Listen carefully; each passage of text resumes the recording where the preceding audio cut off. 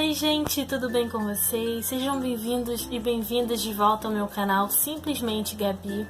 E o vídeo de hoje é um vídeo muito importante que vale a pena ser compartilhado com todos os seus amigos. E como você já viu no título, sim, eu tive esporotricose ou esporotricose. Foi uma doença que me ensinou muitas coisas e no vídeo de hoje eu quero muito transmitir isso pra vocês. Eu andei nos últimos tempos fazendo umas pesquisas no YouTube mesmo, procurando um relato de alguém que teve a doença e sinceramente eu não achei. Eu só achava assuntos voltados para os animais. E gente, os humanos também pegam essa doença. Hoje, primeiramente, eu quero começar o vídeo pedindo pra você se inscrever no meu canal, tá bom? Já dê o seu like no vídeo e compartilhe esse vídeo, porque é uma utilidade pública as coisas que eu vou dizer aqui, tá? E se você quer saber como eu consegui essas unhas aqui, ó, maravilhosas, pode vir aqui no meu canal, dá uma olhadinha aí, porque eu ensinei a fazer essas unhas, ou seja, tá muito legal e até hoje durou, tá vendo? Então, ó, depois desse vídeo, corre também e vê o vídeo das minhas unhas. Então chega de enrolar e bora pro vídeo. Gente, eu vou começar lendo aqui então um resumo da doença. Para eu não falar bobeira, eu vou ler de um site chamado Minuto Saudável. E é muito confiável. Então vamos lá. O que é esporotricose? A esporotricose é uma micose subcutânea causada pelo fungo Sporotrix, alguma coisinha, que eu vou botar o nome aí para vocês verem, que pode atacar humanos e animais. Geralmente afeta a pele e os vasos linfáticos próximos a ela, mas pode também afetar ossos, pulmão e articulações. Esse fungo está presente na maior parte do mundo, mas principalmente em regiões de clima temperado e tropical, como Ásia, África, Oceania e as Américas. Por habitar a natureza, esse fungo está presente no solo, vegetais e madeira, e pode atingir tanto humanos quanto animais. Sua disseminação é lenta e os sintomas se caracterizam por nódulos purulentos ou não, e que aparecem normalmente nos membros superiores, como braços e mãos, e também na face. Como essa doença é transmitida? Como o fungo está constantemente em ambientes abertos, principalmente no solo, a esporotricose pode ser transmitida através de ferimentos já abertos que tenham contato com algum material contaminado, como farpas de madeira ou espinhos de plantas. Outra forma de contaminação é através do contato com animais contaminados, como gatos e, em sua maioria, através de mordeduras, arranhaduras ou resultantes da manipulação dessas feridas que contêm grande quantidade de fungos.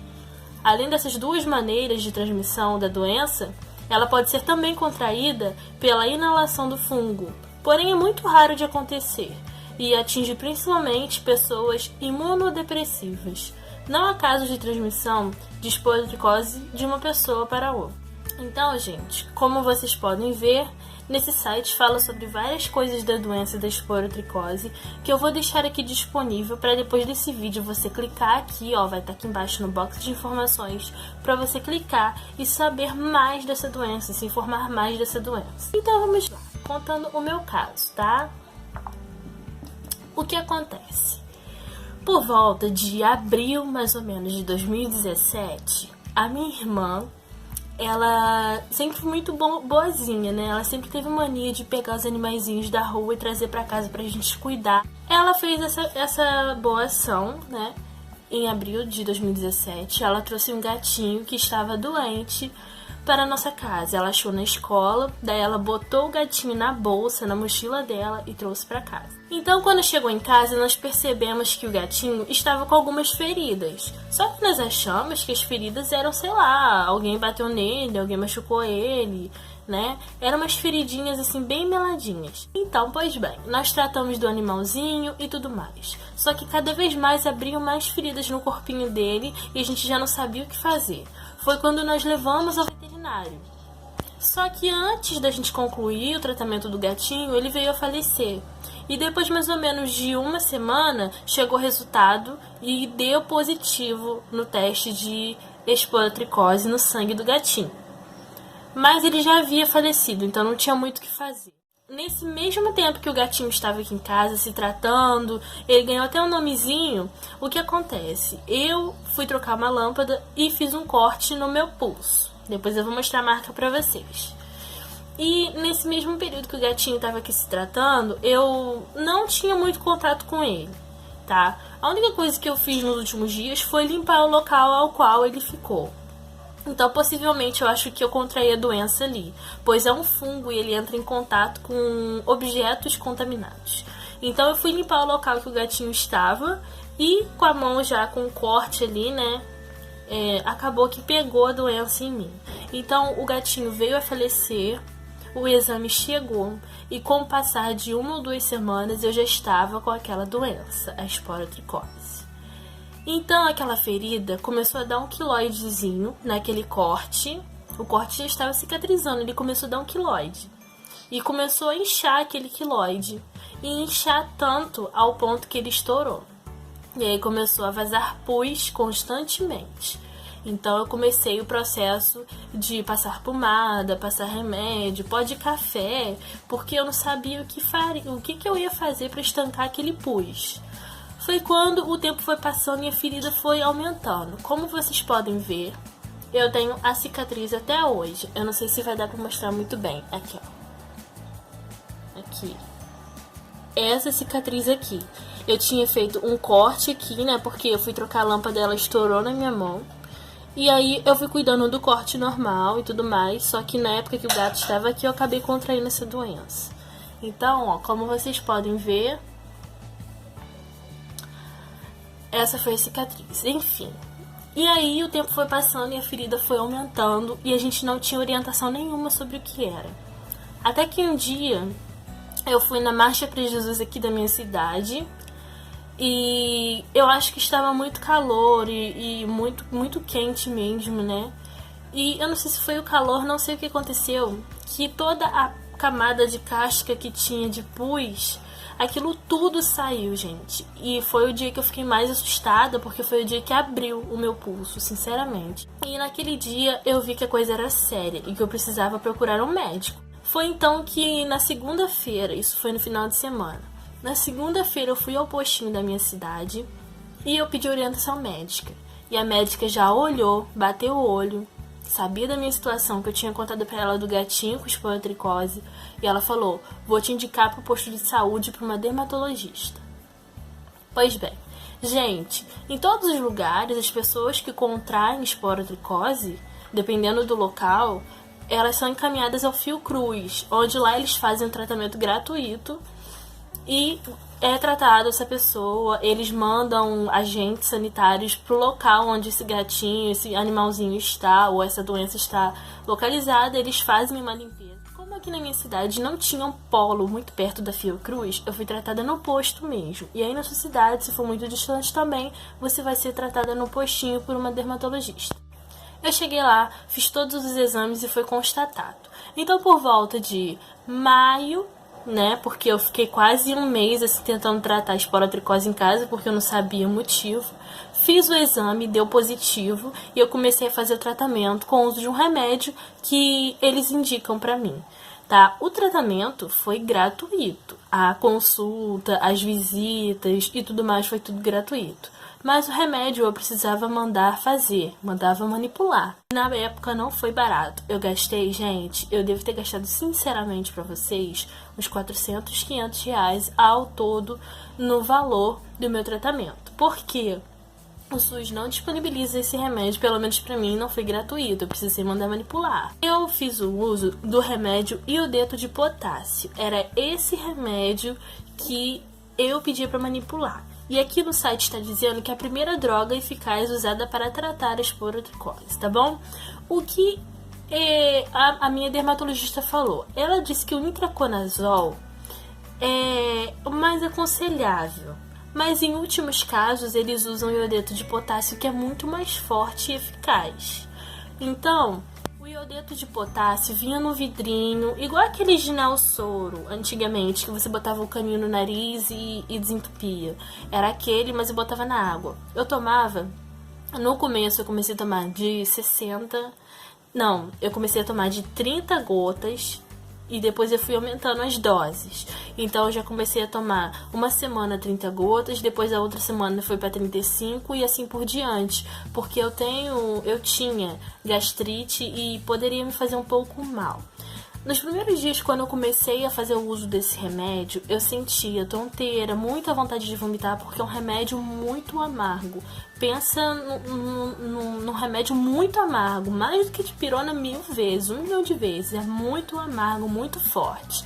E o gosto ficava na minha língua por dias e não saía de jeito nenhum, era muito forte mesmo. Então eu comecei a fazer o uso e eu fui até 80 gotas de remédio por dia. Então foi muito forte, eu já não estava aguentando, eu ficava tonta, eu não sei porquê. Não sei se é reação mesmo desse remédio, mas eu ficava tonta, eu sentia vontade de vomitar, eu ficava enjoada, eu não conseguia fazer nada. E no período do tratamento eu inchei bastante, sério. Não sei o que aconteceu, não sei se com todo mundo é assim, mas comigo foi.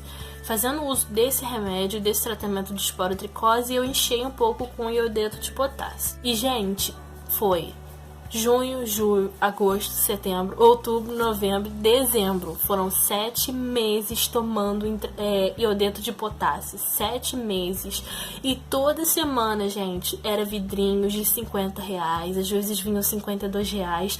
Porque conforme as doses iam aumentando, o meu remédio tinha que ser em maior quantidade. E aí, quanto maior a quantidade, maior o valor. Então, eu cheguei a fazer um vidrinho bem grandinho assim, quadradinho, que foi R$100. R$100, gente. E toda semana eu tinha que comprar remédio. Toda semana. Conforme vocês estão vendo aí nas fotos, realmente ficou muito sério. E a minha dermatologista disse que eu tinha a porta de entrada, que era o corte. E através dessa porta de entrada, o fungo se instalou. Então, o que acontece? Se eu fosse uma pessoa doente, que já tivesse, por exemplo, uma diabetes, ou, sei lá, um câncer, alguma coisa assim, ele ia passar para as minhas correntes sanguíneas e ele ia atingir os meus ossos, as minhas articulações e os meus órgãos internos. Mas, graças a Deus, eu sou saudável, né? E ele só se alojou aqui. Ao longo do meu braço foi dando nódulos, gente, bolinhas que com certeza ela disse que iam estourar mais feridinhas como essa aqui. Então eu tinha bastante nódulozinhos, eu passava assim, eu sentia as elevações direitinho da doença. Aqui no meu braço também tinha as bolinhas que ia, porque ela vai fazendo a forma, tá vendo? Ela vai fazendo essa forma aqui, eu vou botar o nome pra vocês aqui da forma que ela faz, que é muito comum, tá? Começa aqui e vai descendo aqui. Eu te aconselho o quê? Gente, você tem um animalzinho, cuida dele, trata dele. No meu caso, não era o nosso animalzinho. A minha irmã trouxe pra gente cuidar e ele acabou falecendo. Mas a gente também gastou dinheiro com um veterinário, com os exames pra poder descobrir o que ele tinha. Então, assim, quando a gente não é informado das coisas, a gente acaba tendo um prejuízo. A gente acaba gastando muito por conta de falta de conhecimento. E é por isso que eu vi necessidade de fazer esse vídeo pra alertar você que tá passando por isso. Porque esse vídeo pode te ajudar de alguma forma. Então, finalmente dezembro chegou e a minha ferida começou a secar e deu uma casquinha muito feia que vocês estão vendo aí na foto. Ficou muito feio e foi dolorido.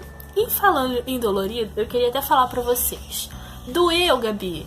Olha, o que doía eram os nódulozinhos, porque ficavam bem doloridos no meu braço. Eu não conseguia esticar meus braços por conta dos nódulozinhos, porque parece que eles estavam enraizados um ao outro. E dentro da ferida, como vocês podem ver agora, que eu vou botar de novo essa imagem, dentro da ferida não doía. Eu botava algodão dentro para estancar o pus e as aguinhas que saíam de secreção, não doíam. Eu só sentia um leve dolorido em volta da ferida, né? Porque eu acho que é normal. E a minha sorte que era a época do frio, então eu usava muito casaco. E eu fazia o curativo e botava o casaco por cima pra tampar, porque eu ficava com vergonha de aparecer aquela ferida aberta. E eu tinha prova na faculdade, eu tinha apresentação. Eu tive que parar de tocar o violino por uns 2 meses, assim, porque chegou um ponto que eu não tava mais aguentando, né? Era muito constrangimento, aquilo ficava vazando pus. E foi muito constrangedor, assim, pra mim, né? Mas, graças a Deus, deu tudo certo no tratamento. Em dezembro eu terminei. Eu fiquei Eu parei de tomar o iodeto de potássio e eu fiquei um mês em observação para ver se ia voltar, né, a sair as secreções. Fiz o exame de sangue e graças a Deus o fungo saiu. E aí aquela casquinha soltou, ficou lisinho e agora ficou só essa cicatrizinha aqui, ó. Tá vendo? Só ficou a cicatriz. E eu só sinto alguma dor quando eu esbarro muito forte, mas no mais, ó, é normal, vida é normal, tá bom? A respeito do animalzinho, gente, eu não estou aqui provocando o sentimento de que os animais são culpados. É um fungo que atinge o solo, então pode pegar em qualquer coisa e qualquer pessoa. Só que ele atinge os gatinhos porque você sabe como que gato é, né? Ele vai no meio do jardim, ele rola na grama e ele acaba se machucando nas roseiras, em madeiras contaminadas, e esse fungo acaba atingindo ele. Então é muito importante, se você tem um gatinho, esteja sempre fazendo os exames nele para ver se tá tudo bem. Se aparecer alguma ferida, a gente leva ao veterinário o mais rápido possível, não tenta tratar em casa. E eu não tô falando para você se livrar do animalzinho e jogar ele na rua, porque assim como eu fui contaminada, se eu tivesse um gatinho com esporotricose, eu poderia contaminar outras pessoas e até uma cidade inteira e provocar um surto. Então é muito importante você fazer o uso de medicamentos nos seus animaizinhos, fazer exames periódicos, seja em cachorro também, porque pega em cachorro, pega em gato, pega, sei lá, em todos os animaizinhos que você tem aí. Então toma muito cuidado, porque essa é uma doença do solo, é um fungo do solo. Então você pode se contaminar, o seu gatinho pode se contaminar e acabar virando um surto. Então, não estou de jeito nenhum incitando a violência em vocês e o preconceito com esses animaizinhos que não tem nada a ver. Assim como os gatos pegam, eu também pego. É importante você se proteger, você dona de casa, você chefe do lar, que gosta de manusear as plantinhas, que gosta de mexer com rosas, com jardinagem. É importante usar os equipamentos necessários que possam te proteger de ferimentos e que podem evitar a doença. Para não ficar muito grande, eu gostaria muito de encerrar esse vídeo por aqui. Eu espero que eu tenha sanado algumas dúvidas de vocês, tá bom? Ao longo dos vídeos aí eu já deixei as fotos para vocês verem como que ficou, já disse o valor do tratamento, já disse a causa do fungo e o modo de você tratar. Vou deixar todas as informações aqui no box de informações e eu espero muito que vocês tenham gostado do vídeo, que possa ter alertado vocês a respeito dessa doença e que vocês possam compartilhar com seus amigos para todos eles ficarem sabendo dessa doença e da forma de prevenção, tá bom? Ó, um beijo e não deixe de se inscrever no meu canal e curtir esse vídeo. E comenta aqui se você tem alguma dúvida, tá bom? Então, ó, um beijo e fiquem com Deus. Tchau, tchau.